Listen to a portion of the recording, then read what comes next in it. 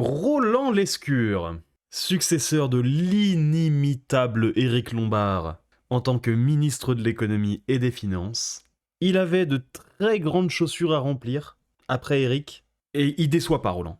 Là, il nous offre un niveau de loose et de mollesse qui rendrait très fier Lombard, petit ange parti trop tôt. Invité sur LCI ce soir, face à Darius Rochebain, il a enchaîné Roland. Mais avant de voir ce qu'il raconte, un peu de contexte, au moins pour le premier extrait, puisque plus tôt dans la journée, le gouvernement français a engagé une procédure de suspension de Chine en France, notamment à cause de poupées gonflables qui ressembleraient un peu trop à des enfants, apparemment, et de la vente d'armes blanches. Ce à quoi Chine a répondu par une suspension temporaire des produits des commerçants partenaires en France. Et donc un des thèmes abordés pendant cette interview sur LCI était donc la suspension de Chine. Cynique comme je suis, je pense que ces histoires de poupées et d'armes, ça leur en touche une sans faire bouger l'autre, comme dirait ce cher Jacques. C'est à mon avis une raison économique, et le bon prétexte est passé par là. Mais assez discuté, on laisse place à l'immense Roland. À la fois en France et en Europe, on a des moyens d'enquête et on va tous les utiliser. On a fait ce qu'on appelle un signalement article 40 dès ce week-end, quand les poupées sont apparues. Ça veut dire qu'il y a une enquête judiciaire. Laurent Nunez a saisi la justice. Nous avons saisi la répression des fautes. On saisit l'Europe. Parce que, au fond, on sait bien que ce sujet, c'est un sujet pour toute l'Europe. Dire Chine vend partout en Europe. Il y a une stratégie délibérée d'invasion commerciale d'un marché qui reste ouvert et qui doit se protéger à la fois. Et c'est ce passage-là qui justifie mon opinion sur la raison de la suspension de Chine. C'est un sujet pour l'Europe, un marché qui se fait envahir. Face à quoi on a deux options. L'option libérale, qui est de supprimer des régulations et de l'imposition pour favoriser la production, puisque même si on n'arriverait pas aux tarifs proposés par Chine, le coût du travail qu'ils emploient est beaucoup trop faible pour ça. Ça nous permettrait déjà de payer moins cher l'énergie pour la production, et puisqu'une réduction de l'imposition inclurait les salaires, il y aurait une augmentation du pouvoir d'achat des Français, et au moins les Français pourraient consommer français. Et ça ne serait que les effets court terme. Je vais me limiter à ça. Plus de production et plus de pouvoir d'achat. Oh non, tout met pas ça. Après on a l'option protectionniste, qui passe par une taxation, voire une interdiction, comme dans le cas de Chine, des importations. Alors vous me direz, oui, dans les deux cas, le but c'est de jouer à armes égales. En effet, sauf que pour le protectionnisme fonctionne, il faut avoir une force de production locale. Or, la France est une économie de consommation, non pas de production. On est extrêmement dépendant des importations, avec une production locale beaucoup plus faible qu'elle ne devrait l'être. Mais alors, avec peu de production et une réduction des importations, ou au moins des importations plus chères, qui est le dindon de la farce? C'est nous, pas la Chine. Ce sont typiquement ce genre de mesures qui créent de toutes pièces des pénuries. Je vous laisse deviner laquelle des deux a la préférence de Roland. On peut. Est-ce qu'il y a un danger au-delà de ça, sur le rapport de puissance, quand on voit que les Chinois, les entreprises chinoises se sont installées au Pirée, au port de Hambourg, je crois, et on voit à quel point ils sont en train de grignoter de cette façon-là? En tout cas, j'aime à dire que le libre-échange, c'est pas une religion. Ce sont des règles de marché qui ne fonctionnent que si tout le monde joue le jeu. Et là, aujourd'hui, en Europe, on est un peu les derniers à jouer le jeu. Roland, le territoire sous le joug de l'Union européenne est le plus régulé au monde. Une grande partie des pays européens sont trop, voire beaucoup trop taxés. À tel point qu'on se fait laver par un pays qui est censé être communiste. Même s'il dit dans un passage que je vous ai coupé de l'interview, à raison que la Chine n'est pas vraiment un pays communiste, économiquement en tout cas, sur le fonctionnement concret, l'Europe ne joue pas du tout le jeu du libre-échange. Alors oui, c'est bien gentil, il y a l'espace Schengen, mais on s'échange des biens trop taxés avec d'autres biens trop taxés. Super. Dès qu'on sort de notre petit enfer fiscal collectif, on est ridicule. C'est pas ça de jouer au jeu du libre-échange, Roland. Ça, c'est se tirer une balle dans le pied, qui profite seulement à quelques-uns, au prix de l'économie de tout un continent. Donc il faut qu'on change les règles. Il faut que nous, on s'adapte sur ces sujets-là, évidemment, de commerce en ligne, de respect du droit, de protection des concitoyens, de protection des enfants face aux dérives d'Internet qui sont exceptionnelles. Oh là là! Encore une fois, se servir des enfants comme bouclier humain, la classique. Mais donc on va s'adapter en remplaçant la balle dans le pied par un coup de fusil à pompe dans le genou. C'est bien, Roland. Mais il a raison, en soi, on doit être à 2-3 réglementations près d'être un véritable paradis sur Terre. Là, jusqu'à maintenant, ça marchait pas, mais je sens qu'on n'est pas loin. Là, il nous en manque quelques-unes et c'est bon. Et pareil, en arrivant à 60% du PIB de recettes fiscales, là, mais tout va s'arranger. Tout! Je vous avais prévenu, Roland n'a rien à envier à Eric. À part évidemment son physique de collecteur des impôts. À ce niveau-là, Eric est imbattable. Mais aussi de protéger nos industries. On a un débat aujourd'hui sur l'industrie européenne, on va développer le nucléaire. Tout ça, ça suppose que l'Europe change de braquet. Et La bonne nouvelle, c'est qu'elle est en train de le faire. La France a un peu prêché dans le désert pendant des années. Tout le monde s'y met maintenant. Ce qu'on appelle la préférence européenne, elle est au coin de la rue. Et La France, tête de proue du communisme en Europe. Ça fait 20 ans qu'ils prêchent dans le désert, je suis étonné qu'il n'y ait pas encore de pénurie de sable, parce que tout le reste est déjà en pénurie. Mais après cet épisode formidable sur Chine, l'interview a continué et est arrivée sur le sujet de la sécurité sociale, et le sujet de la générosité excessive est abordé. Certains de vos prédécesseurs, Bruno Le Maire, dans son livre, avait dit tôt ou tard, il faudra admettre que la sécurité sociale française est trop généreuse. Est-ce que vous le pensez ? Oui, indéniablement. L'AME ne devrait pas exister. Rien que ça. Un adulte qui ne vit pas en France, qui ne travaille pas en France, qui ne cotise pas en France, ne devrait pas avoir droit à un visa santé. Parce qu'on ne peut pas soigner tout le monde. C'est pas possible. La petite moitié de travailleurs qui sont déficitaires nets à l'État ne peuvent pas soigner le monde entier. La réponse de Roland. alors, il y a deux choses dans votre question. Un résident en France qui cotise en France et qui vit en France, il a le droit à la sécurité sociale. On ne trie pas les assurés sociaux.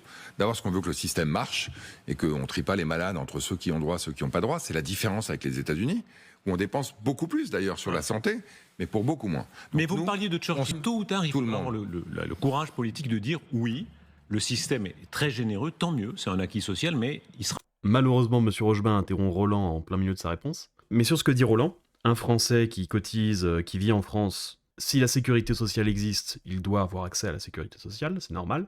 En effet, l'État américain paye très très cher pour la santé, sur des tranches de population assez faibles, mais les assurances privées coûtent moins cher en moyenne, en parité pouvoir d'achat que ce que nous payons.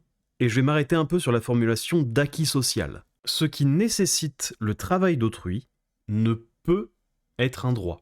Parce que par extension, si mon médecin est obligé de travailler, avec ou sans salaire, pour me soigner, c'est mon esclave, plus précisément l'esclave de l'État. Si on considère que quelque chose qui est la conséquence ou l'objet du travail d'autrui est un droit, ça veut dire que toutes les personnes qui sont capables de réaliser ce service ou cet objet sont dans l'obligation de le faire.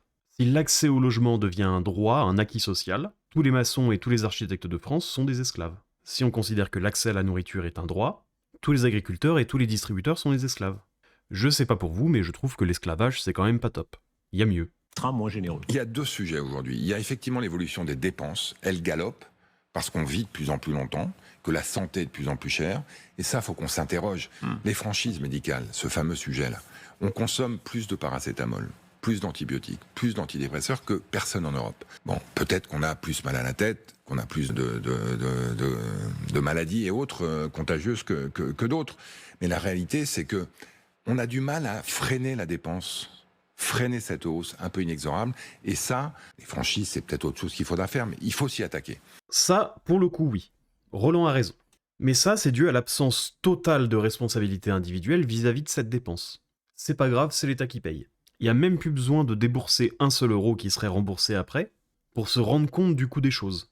Je peux me réveiller demain matin, faire le tour de tous les médecins de mon département et dépenser exactement 0 euro, avec aucune conséquence sur ma cotisation ensuite. Ce qui ne serait pas vrai avec une assurance privée, qui me dirait « Oh bah tu t'es un peu foutu de notre gueule, on va augmenter un peu le prix de ta cotisation mensuelle ».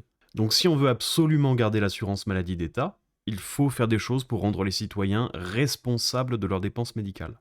Et conscients du coût que ça a. Parce que sinon c'est comme un enfant de 7 ans qui demande à ses parents qui vivent à 1 SMIC de lui acheter 3 PS5 par mois. Le gamin se rend pas compte du coût que ça a. Et ensuite Roland parle du financement. Et par ailleurs, il y a le financement. Parce qu'on finance tout ça par le travail. Quand il y avait 3 actifs pour un retraité, c'était possible. Maintenant, c'est quasiment 1 pour 1. Il faut trouver d'autres manières de financer. Donc, il faut repenser le modèle.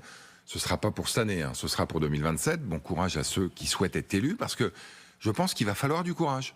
Le problème de financement de la santé n'est pas aussi grave que le problème de financement des retraites. C'est dur de faire plus grave en même temps. Mais comme pour les retraites, le problème n'est pas un manque de recettes, c'est un excès de dépenses. Et vu que Roland estime qu'il va falloir du courage pour 2027, il n'est pas d'accord avec moi. Il pense qu'il n'y a pas assez de recettes à ce niveau-là. Pas très étonnant, mais si, hein, promis Roland. Il y a une petite quinzaine de pourcents de mon super brut qui part là-dedans. Promis, c'est assez normalement. Sans compter les éventuels montages financiers ensuite. Le problème de dépenses de la santé, c'est aussi, comme dans beaucoup d'autres ministères, un problème de retraite, un problème de bureaucratie, et le problème de responsabilité dont je viens de parler. Problème de bureaucratie, ça se règle en littéralement une journée, et le problème des retraites de la santé, bah c'est comme pour toutes les retraites. Partie importante de capitalisation. pour dire la vérité aux Françaises et aux Français. Qui pourra porter ça? Bah ça, je laisserai, vous savez, il y a ceux qui souhaitent présider, et j'allais dire tant mieux. Mais attendez, c'est un problème. Dans votre camp, et quand même, vous représentez un camp, le camp présidentiel, le bloc central, je ne sais pas comment appeler ça aujourd'hui, il faudrait quand même quelqu'un qui porte ça, qui ose dire aux Françaises et aux Français Mais en je suis sûr 2027, qu'il y aura quelqu'un. oui, peut-être qu'on vivra un peu moins bien pour passer l'épaule. Comment ça, on vivra un peu moins bien? C'est déjà le cas. On vit déjà moins bien. Comme on a vu avec notre toit nous préféré, on est 35% plus pauvre qu'en 2008. On vit déjà significativement moins bien. On parle pas de quelques euros. Nous sommes pauvres, messieurs. J'ai le privilège, pour lequel j'ai travaillé, mais un privilège tout de même, d'être dans les 20% des salaires les plus élevés en France. Je n'en ai honnêtement pas l'impression. En transposant sur le même pourcentage en Suisse, mais je suis le roi du pétrole. J'ai commencé ma carrière au salaire médian. Je suis en région parisienne, donc la vie est chère. Mais je faisais attention à mes sous. Ce n'est pas normal. Au salaire médian, on est quand même censé pouvoir vivre sans trop faire attention à son compte en banque. Notre niveau de vie est déjà en train de s'écrouler. Il est en train de s'écrouler depuis au moins 17 ans. Nous vivions déjà moins bien en 2015, nous vivons moins bien en 2025, et si rien ne change, nous vivrons moins bien en 2035. Et plus de temps passera, plus la chute d'année en année sera violente. Donc déjà, Monsieur Lescure propose d'attendre en 2027, mais ça serait mieux que le problème soit réglé le plus tôt possible. Et la plupart des problèmes de la France sont réglables en, 6 mois. Les seuls problèmes qui mettraient un peu plus de temps à être réglés, c'est le remboursement de la dette et les retraites. Tout le reste, c'est de l'ordre du claquement de doigts. Et pour finir, un extrait où il parle plus globalement du budget 2026. Je pense qu'on réalise quand même que chacun, par son comportement, peut contribuer à ce redressement.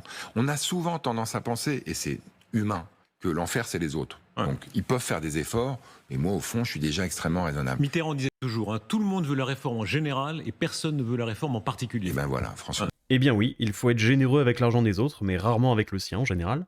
Mais pour moi, c'est pas vrai. Moi, je veux que tout le monde paye moins d'impôts. Et vraiment, s'il faut se porter volontaire pour être le premier, mais pas de problème. Allez-y. Je vous envoie un petit formulaire rempli, là, puisqu'ils aiment bien ça, les formulaires. Mais pour celui-là, je veux bien être le cobaye. Mais pour la première phrase de Roland, je pense qu'on réalise que chacun, par son comportement, peut contribuer à ce redressement. On est sur un moment de responsabilité collective. Non. Tout le monde a déjà fait beaucoup trop d'efforts. Tout le monde sauf l'État. On lui a laissé sa chance. C'était de la merde. On reprend nos vies en main maintenant. S'il vous plaît. C'est pas un moment de responsabilité collective. Ça n'existe pas d'ailleurs, la responsabilité collective. C'est un moment de restitution de la responsabilité individuelle. Je ne veux pas que l'État prenne des décisions à ma place. Je ne veux pas que fonctionnaire numéro 3 275 442 décide si oui ou non j'ai le droit de rénover mon appartement. C'est mon problème, pas le sien.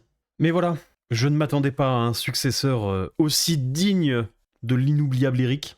Mais là seulement en une interview, il m'a redonné espoir. Bon, j'espère qu'il restera pas très longtemps ministre de l'économie, mais au moins on pourra se marrer un peu.